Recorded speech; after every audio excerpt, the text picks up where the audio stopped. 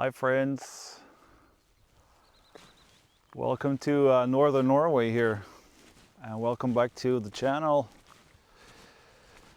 Wow, it's such a beautiful evening. It's already around 8 p.m. but the sun is still high in the sky this time of year, so enjoy guys. It was rainy this morning, but now it's cleared up, so it's really lovely. Lovely time for a little evening stroll here.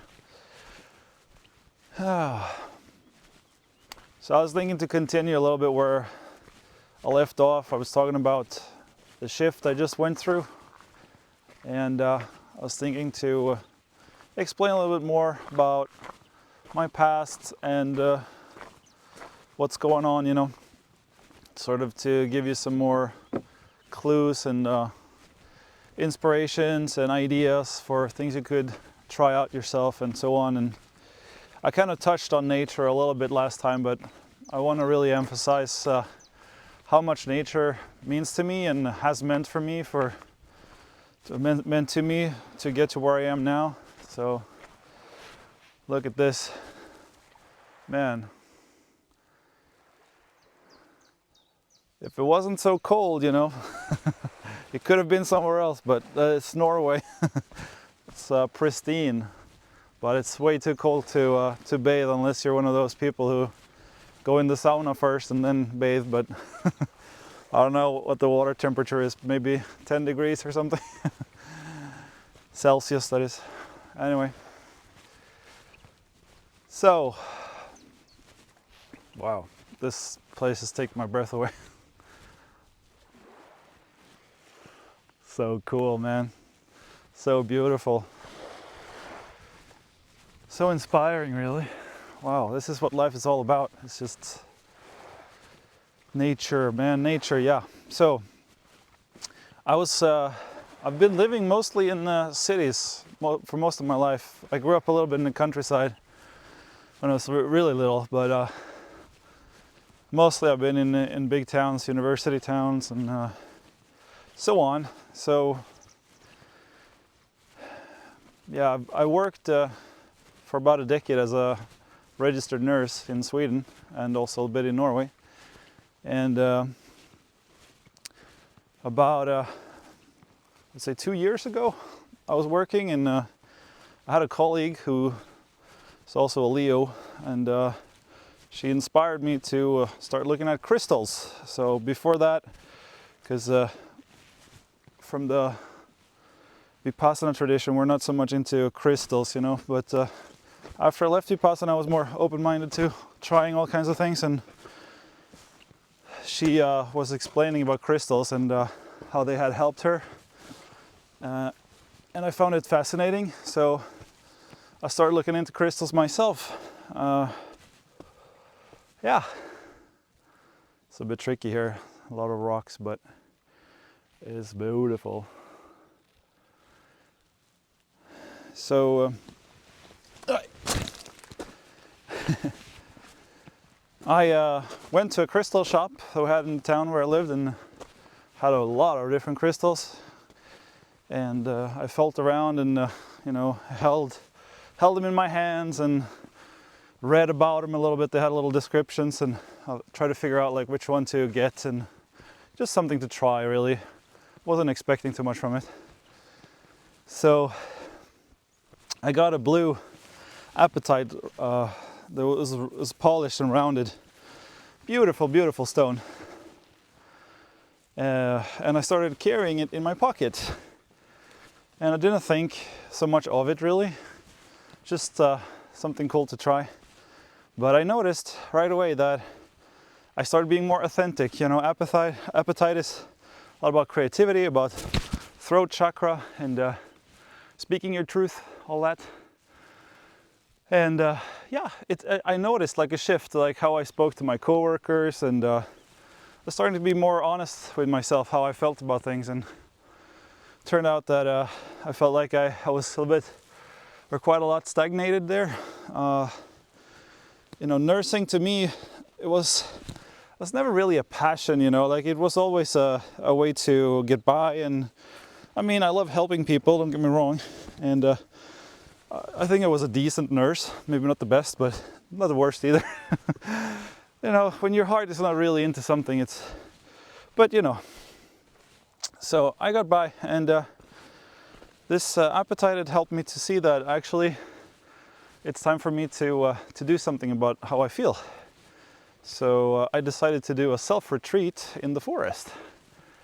And I'd been working with various psychedelics, you know, up to that point for a couple of years, and had a lot of breakthroughs and you know, sort of awakenings, you know, to who we really are, who I really am, and so forth. So I wanted to, because I heard that people said that if you go in nature and take psychedelics, it's much more powerful, which makes a lot of sense to me now. But so when I started working with the crystal, then that helped me to realize, like, yeah, that's really what I want to do. Man, this place, incredible. So I had my retreat, and it was amazing. I was in a small cabin in the middle of nowhere, basically forest. There are some farms nearby. You could hear the cattle farms, and it was beautiful. I was completely by myself there. It was just a very small cabin without any electricity or water or anything. Very simple. But it was like on a hill. It was beautiful, and there's a lot of animals around. There's a lot of deer around. I could hear them, and yeah, so I had like a psychedelic experience there, and I got really in touch with nature. So Mother Nature. It's the first time I talked to Mother Nature. You know, before that I had like a few telepathic connections. So telepathy, it's a term that I heard from Bashar that really resonates with me, because most people, they talk about telepathy, right? Like it's sort of the brain that's communicating, but Bashar says it's the heart. Oh, sorry. And that's how I feel too. It's really like a heart thing when you communicate with these other beings. And for me, it's always been like higher beings, or not only, but mostly. So I got in touch with Mother Nature, and she was pissed, man. She was not happy about what I was doing, you know, because my vibration was so out of whack. Like, whoa, I see where the path goes here, going up the hill, because you know, I was living in a pretty tall building, away from the natural earth frequencies, so high up, and I was in the city, so I wasn't very grounded, you know, in a physical sense. Like when you're near to earth, you ground yourself, and that's really important, as it turns out, for health, but also for your vibration. So like being there in the forest and talking to Mother Nature, she was really enraged in a lot of ways. But I think with a lot of these awakenings, you are a little bit guided by someone shaking you up a bit, and it can be really helpful to have that. Let's see if I can get up here. I can. All right, good. There we go. So Mother spoke to me, and it was really clear that I needed to change a lot of things about my life, and one of the biggest things was obviously to live in nature, or at least closer to nature. And where I was in the south of Sweden, there is nature, but it's mostly, you know, farmland and a lot of people everywhere. So I really needed space to grow and to ground myself and all this stuff, which I'll get into in a bit. So me and my wife, we decided to move all the way up north.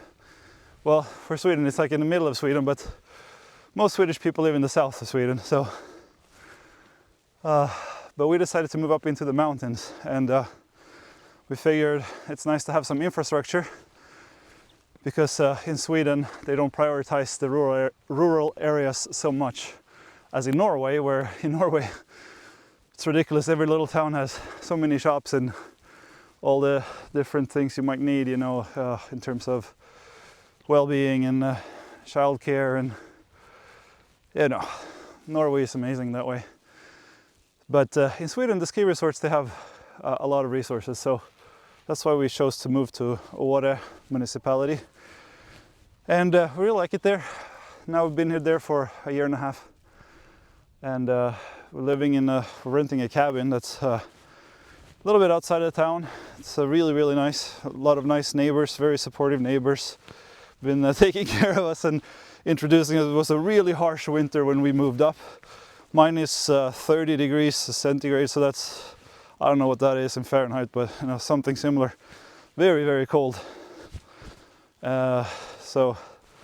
But that's what we wanted, you know, that's why we moved up. We wanted real winters, we wanted adventure, and we were stoked, you know. We came and it was like so deep snow everywhere. The river was frozen solid, you could walk over it. It was fabulous.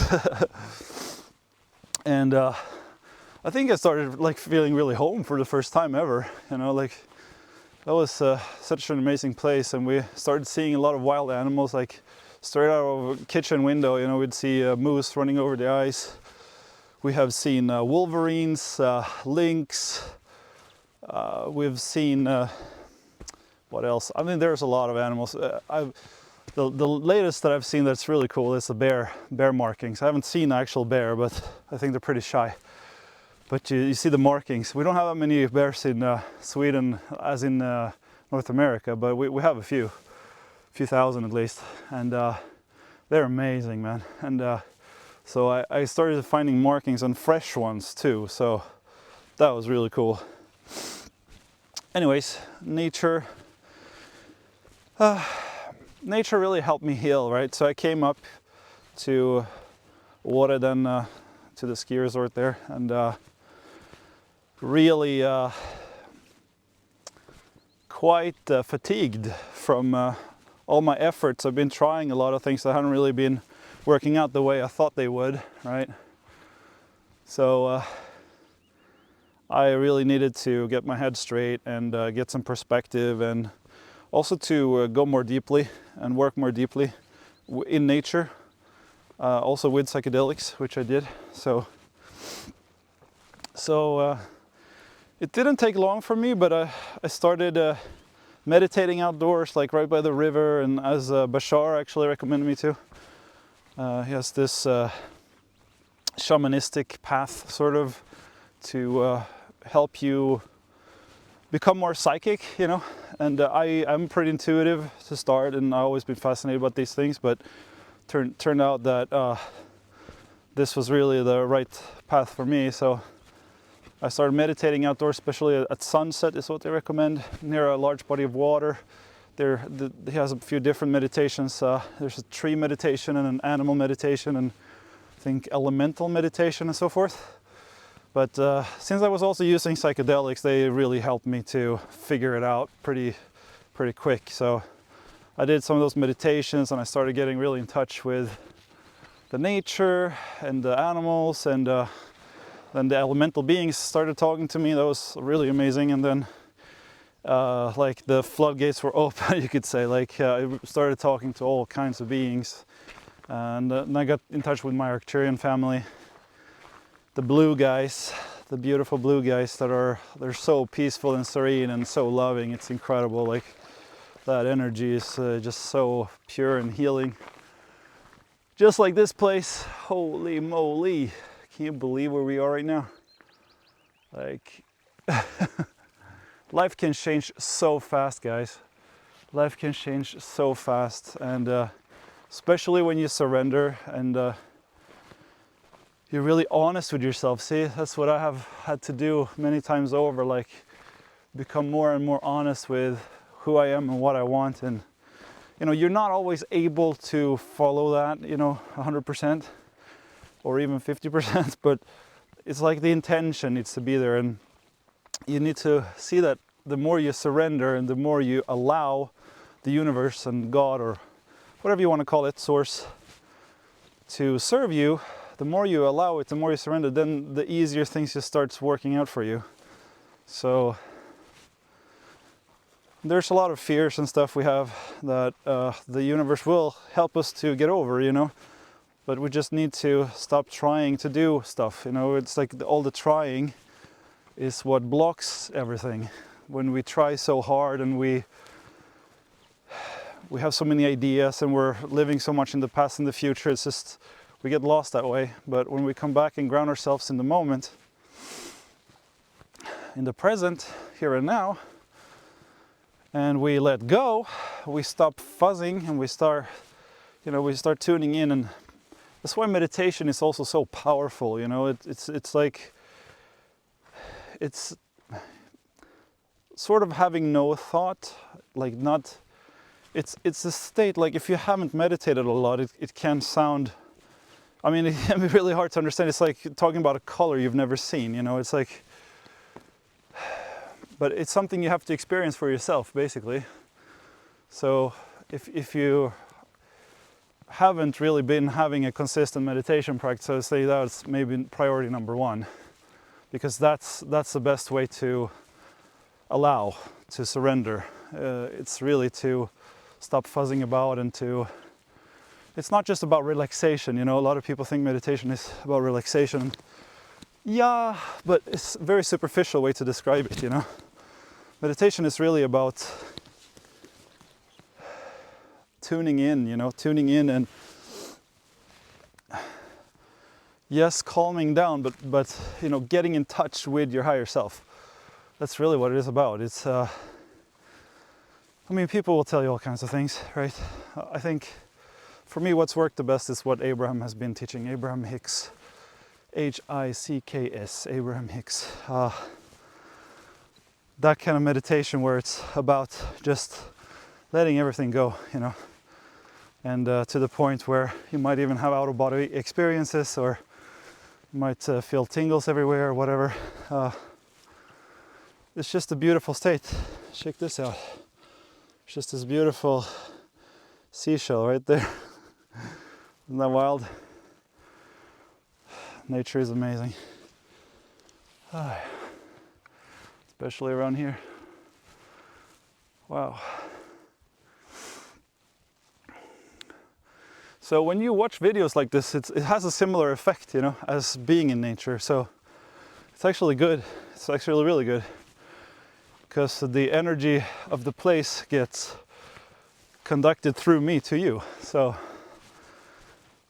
watching these videos will actually have a, not a strong, obviously, effect, but a little bit. It will help. So I know it might seem like a lot to, you know, to move to nature and stuff like that, but if you're serious about this kind of stuff and you really want to shift yourself and you want to follow that light worker path or starseed path or whatever you want to call it, you know, then I think it's pretty much necessary, you know. It's really, really hard to do this kind of work in cities. And I know from my years in the Vipassana centers, the Vipassana centers are always outside the cities for a reason. They're always in the countryside somewhere a bit remote and calm, and where the energy of the Vipassana center can build and become really pure. And then anyone who goes there can enjoy that and have a really amazing experience and course. So, I mean, it can't be overstressed, you know, overemphasized, the importance of nature. And I don't know, I think you all know this, you know, but maybe I just want to highlight it because it's been so important for me. It's meant so much to me, like in ways that I could never have known before I actually took the step and moved about 1,000 kilometers away from everything, away from family and work and everything, and just trusted it, you know, because everything aligned up. Like we got this beautiful house to rent, you know. It's amazing how we got that, and so many beautiful synchronicities like that. And well,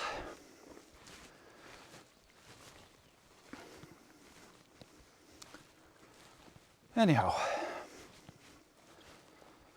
so, and then when you're shifted and when you're in an aligned state and you get really stable in that. Of course, you can also be in cities. You can travel. You can do whatever you want. You know, it's just you gotta get out of it to shift, I think, and then get back into it later if you want to. You know, then that's fine as well.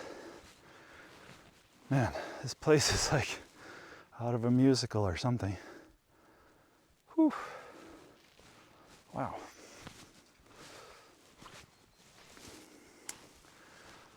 Yeah. So also when you have kids like me, I have a son and I had a daughter. She died six months ago. But I still have her. She's still here, still talking to her. But it's so beautiful to be in nature with them because they just they really love it. You know, they also love to go to town and to socialize and do all kinds of stuff. But as a base, you know, with little kids, for me, it's just wonderful. So many sweet memories and precious days we've had. You know, picking berries and looking for animal trails, stuff like that. It's just so sweet. Bathing in the little streams and yeah, it's a dream come true for me anyway. It's like a little wet here. Let's see where we can go. Cross over. Exploring this, it's an island, it's called Summer Island or Sommerøya. It's really beautiful. They have a lot of beaches and there's supposed to be some kind of a cove or a bay inside here, so we'll see if we can get to it. I don't have that much time, but we'll see, maybe. Right.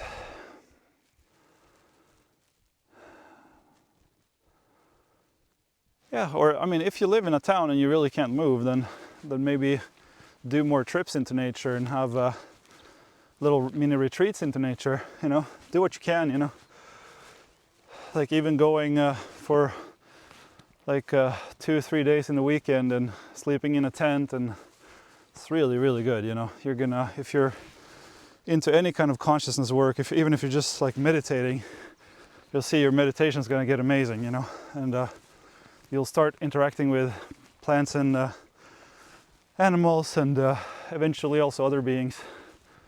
Nature is full of supportive energies, all kinds. It's incredible. Plus, it's just nice to be in nature. It's just fun. There's a lot of adventures you could do. Wow. Here we are. Well,